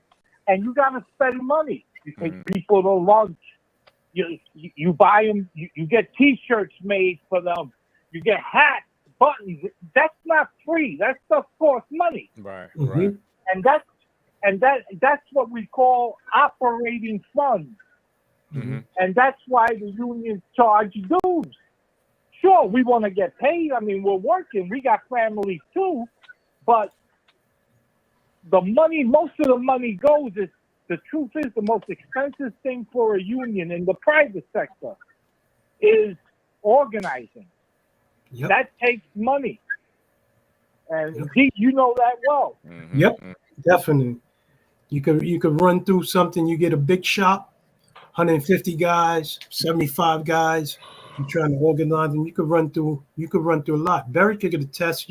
How many times we sat down, with Local One, lunches for the guys, and then you got 3 shifts, 4 shifts. And it's not, baby. Man, it's not just it's don't get it twisted, people. It's not just lunches and stuff like that. When you got a union and you want to fight some of these things and you got to go to arbitration, you need lawyers. You got to pay for lawyers. Some of these they're not cheap. and they not cheap. And then some of these union places, they don't just operate in thin air. They need to have a headquarters. So you got to pay rent sometimes. You know what I mean? These money is always allocated to something. So union dues are necessary if you're gonna have a union. That's just how it is. Go ahead, Ant. As I'm talking to you guys from my yacht, and you can see the view of the city from my penthouse here. The union dues, people forget too, because I always hear that. Where are my dues going? Well, you have asthma, right? Your drug plan is provided by the union. Your eyeglass plan is provided by the union. Your college reimbursement is provided by the union. That's where your dues are going. The portion that is allocated for political action, the organizing, that out of the money that we're collecting, it's such a small amount we can actually allocate towards that because it's necessary that we provide these other benefits. Your dental is provided by the union. So this is where your money's going to augment the lack of benefits that this nation specifically provides, especially in the medical area. Yeah. Right? You know, it's amazing how, you know, I speak to some of my union brothers and sisters in Europe, and they're like, what do you mean you pay for drugs and dental out of union dues? You know, it's such a foreign concept to them. But so here we have to do that. And on top of that, we have to organize, like you guys are saying, and it's not cheap. Our federal EEO lawsuit which I mentioned earlier is hundreds of thousands of dollars so far in lawyer fees. And we're only about halfway through that. And while I know in my heart we'll be successful, there's no guarantee of that. That means we may have to do this all over again. Yeah. So yeah. Big up. D, you would like to say something? No, I'll come back to it. We ain't going nowhere yet. Just want to get some of this in because.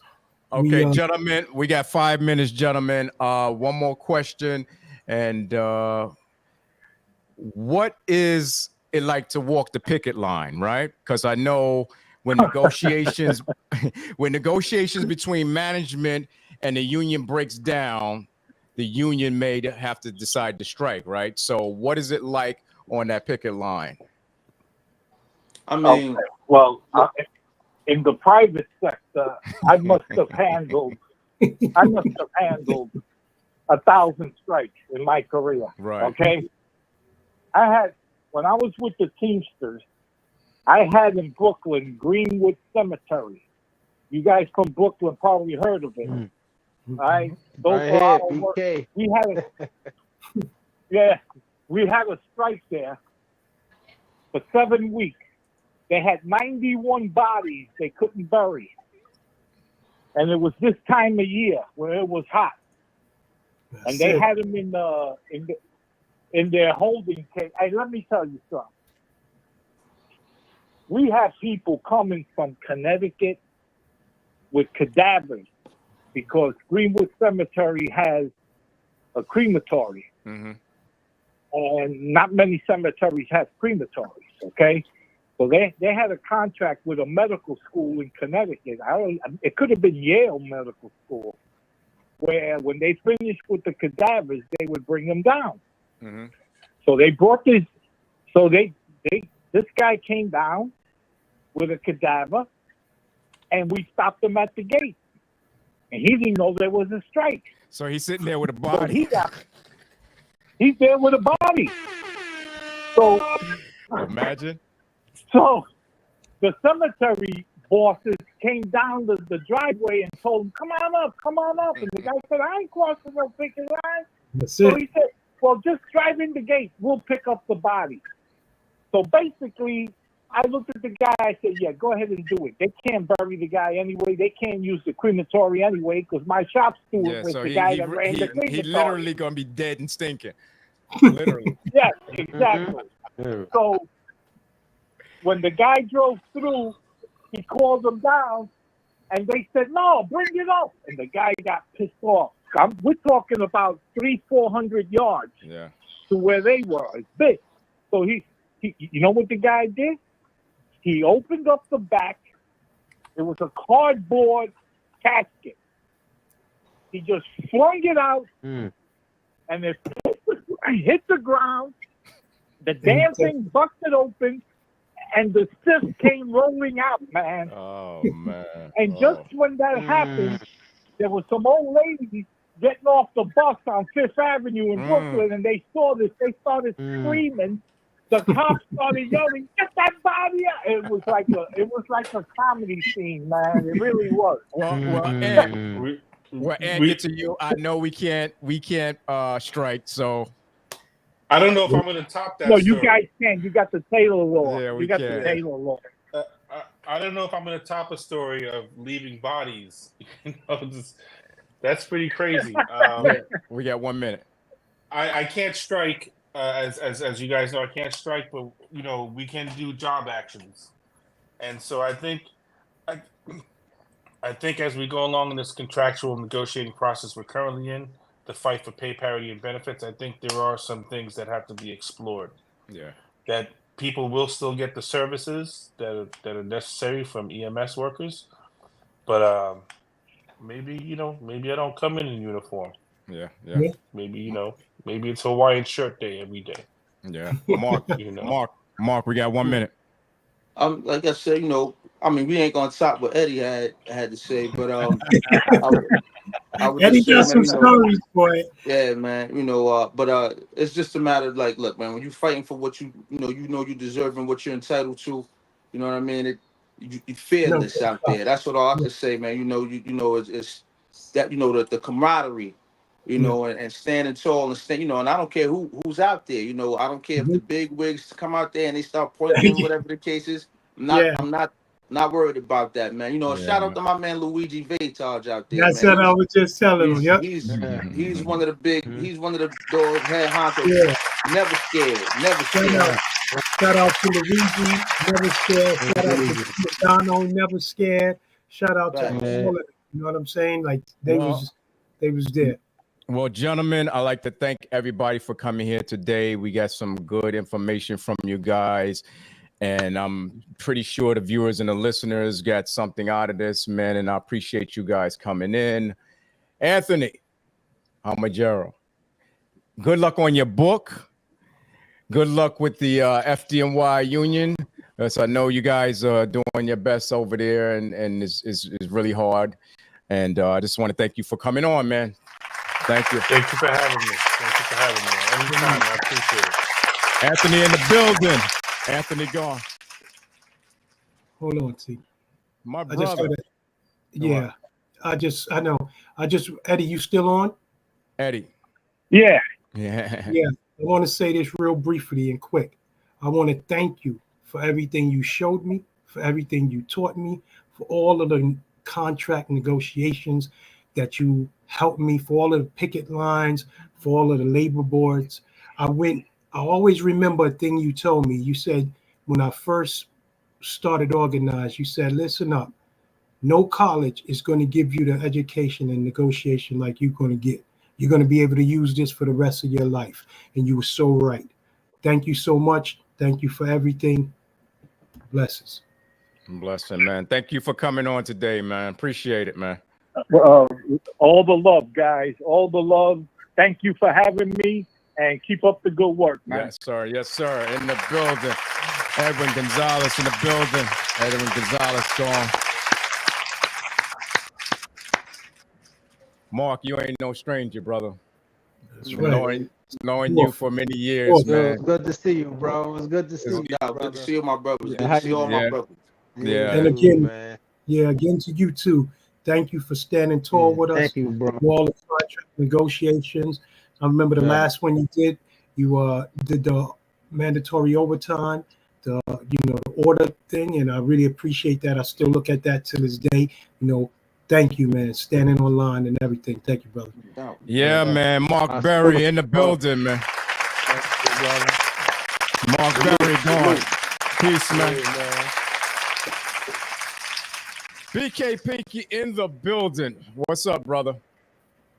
What's going on with you? What's going on, man? I know we got some news. So BK, brother, right? we got some news, brother.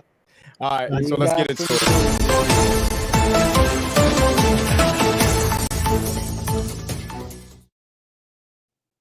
Let's go. Well, good evening. This is B building, here to fill up your thoughts. Well, yesterday, President Biden dropped out. He dropped out of the presidential race of 2024 against Donald Trump, and is now passed the torch. President Kamala Harris. Kamala Harris already raised $100 million within 24 hours, more than what Donald Trump raised and what he did ever. So she raised more money than him. More than he had over $100 million in less than 24 hours. Kamala has to pick a running mate as soon as possible. And also in the national polls, she's getting closer to Donald Trump since she got endorsed. Also, Secret Service Kimberly Cheadle has resigned during the scrutiny. Thank God. During the scrutiny and attempt to Donald Trump. So what they say, if you can't stay in the heat, get the hell out the kitchen.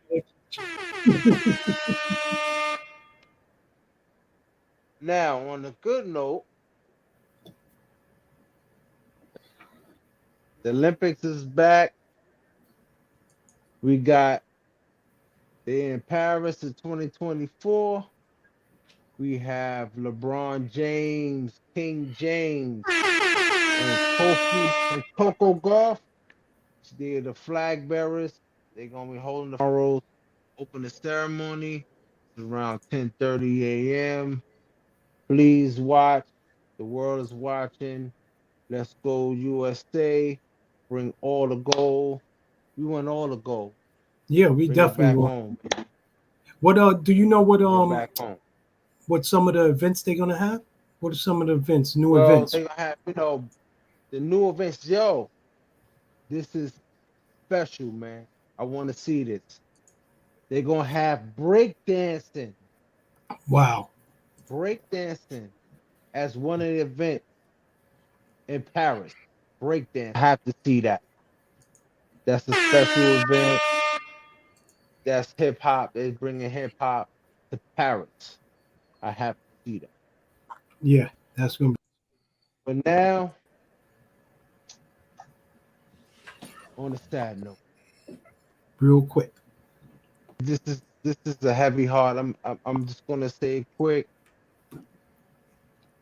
July 6th, around 2 a.m., 2 cops entered a lady home. She called and said it was an intruder.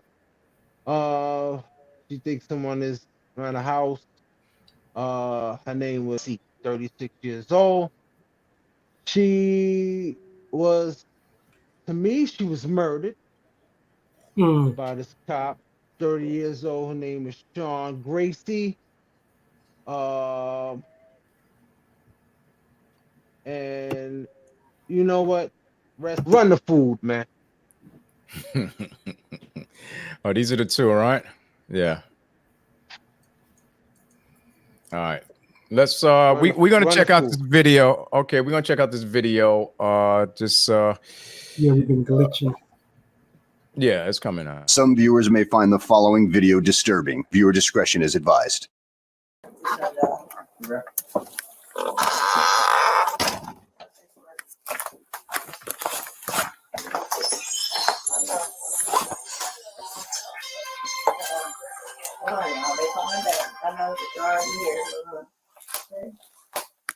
Hello? Yeah, I need I got the sheriff department here, but I was calling for help from y'all. They're here in my house right now. Okay, I'll let you go. You can talk to them. No, hold on, wait a second, sir. You can hang up, Conwell. You're there with the deputy, correct? No, hold on, okay? You can hang up. For what? Just 1 second, okay?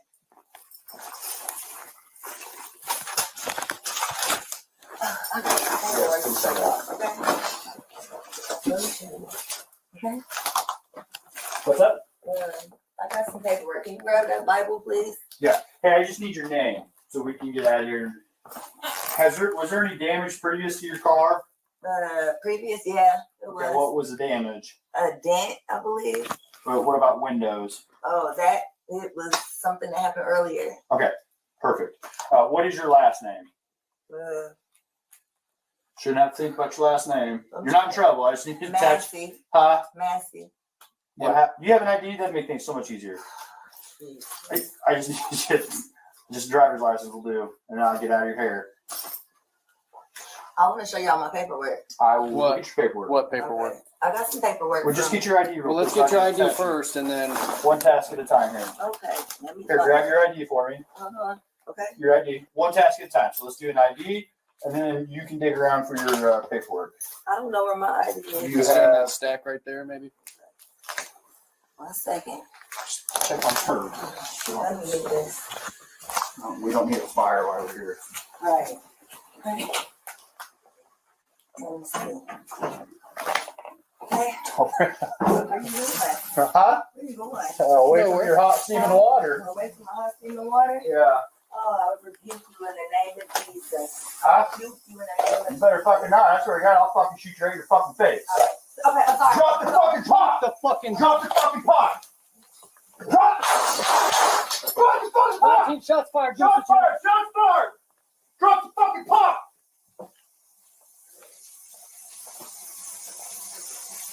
Bring emails now. We got a headshot wound to the female. Headshot wound to the female. 1078. Fuck. I was on. I'm gonna go get my kit. No, your headshot, bitch. You're actually done.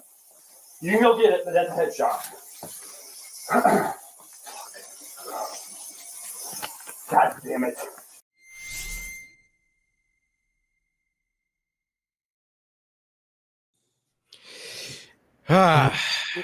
Listen, brother. Listen. Who mans is this?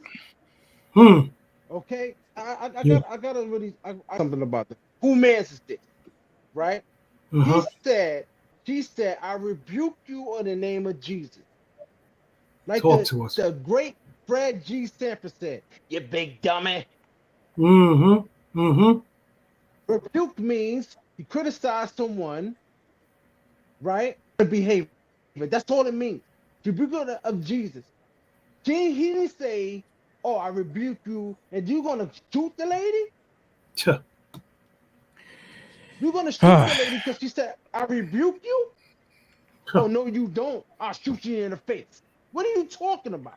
I didn't even see. Yeah, I didn't even see any lifting of the arms where she was going to throw the water or anything. Nothing. Throw the water. Nothing. Nothing.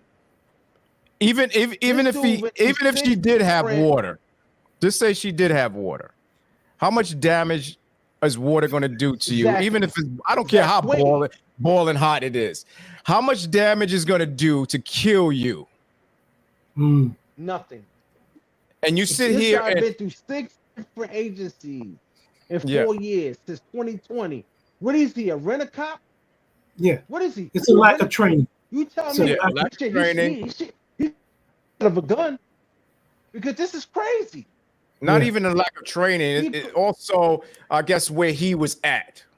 Okay. He don't live in that area. That's not, it could be black and brown area. Correct. You know what I'm saying? So he don't really care what goes on there. You know what I'm saying? They need And black like and brown in that type of areas. Yeah. And that's what I was saying about you could have shot the lady in the foot, Harlem Night style, in the toe, anything.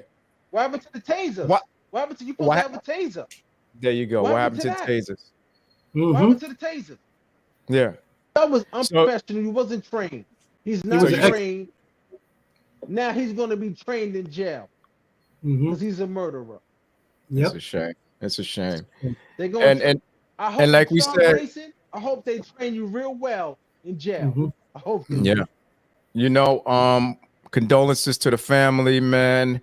This is something that should never have happened. Never have happened. This is terrible. Yeah. This is terrible. So, and it's bad because it's not the only person that this happened to. Yeah.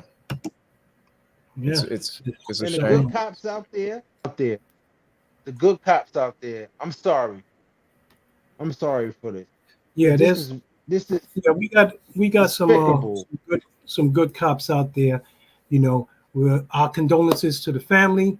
You know what I'm saying? Prayers and thoughts are with you. Hope you get the justice that you and your family deserve and need. I want to drop off these words of wisdom before we get out of here. Go ahead. These words I got from a person that I love and respect. And I'm going to tell y'all who this person was. But I wrote it down. This is what the person said. The proper function of a man is to live, not to exist.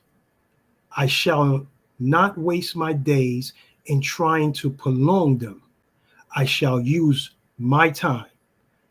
I want to say big shout out to my son, Darrell Moon, Lil Wolf.